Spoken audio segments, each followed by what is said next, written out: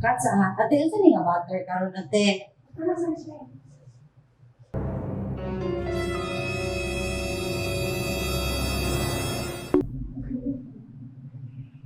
Sure ka?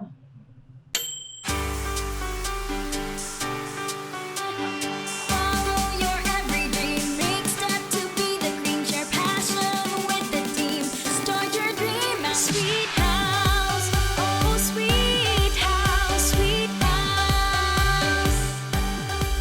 Sweet House. Oh, Sweet House, Sweet House.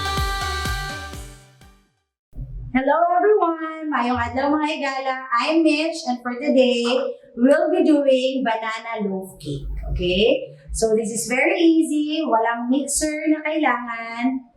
Kailangan mo lang ng wooden spoon or whisk. Okay? For the ingredients, I have here flour, sugar, baking powder, baking soda, and my salt. 2 eggs, brown sugar, mashed bananas.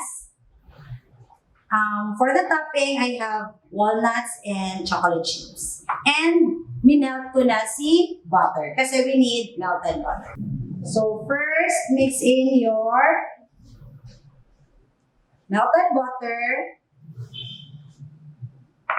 and si sugar.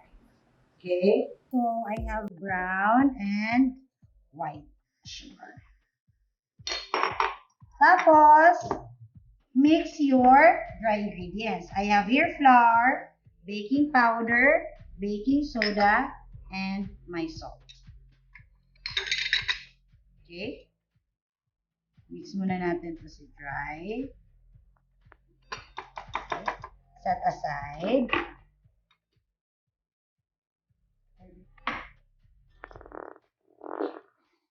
Go back to your melted butter and your sugar, okay? Mix this one. After the sugar, add your eggs. And dalawang eggs. And your mashed banana.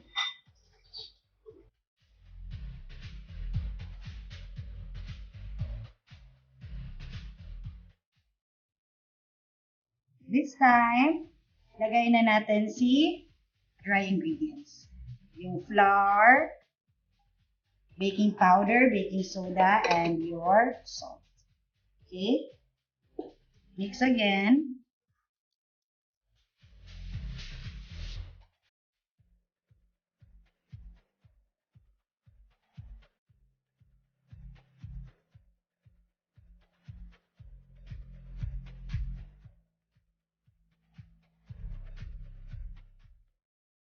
Yan. So, half ng nuts, lagay natin, and half ng chocolate chips. If you want chunks ng chocolate, pwede rin. Okay?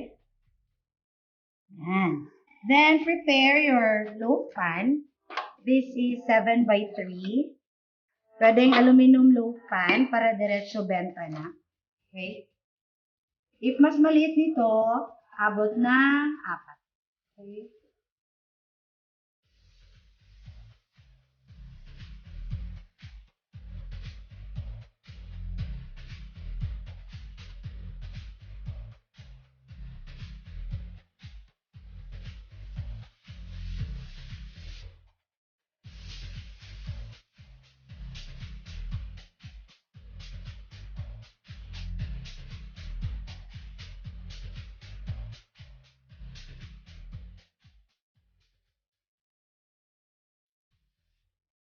Then, add tayo ng toppings on top.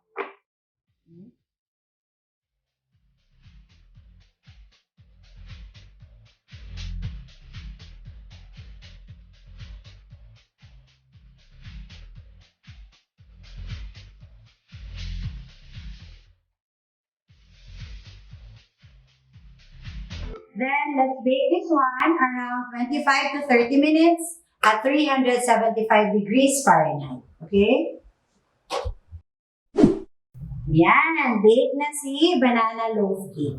There you have it, guys, our banana loaf cake. Okay? Thank you for watching. Don't forget to like and subscribe our YouTube channel. Enjoy baking!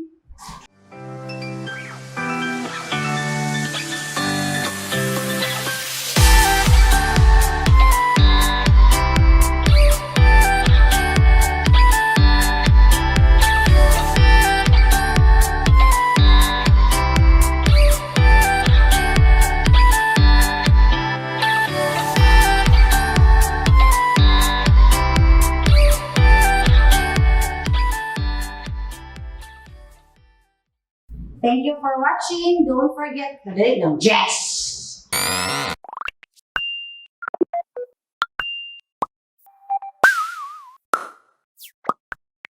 Init kayo.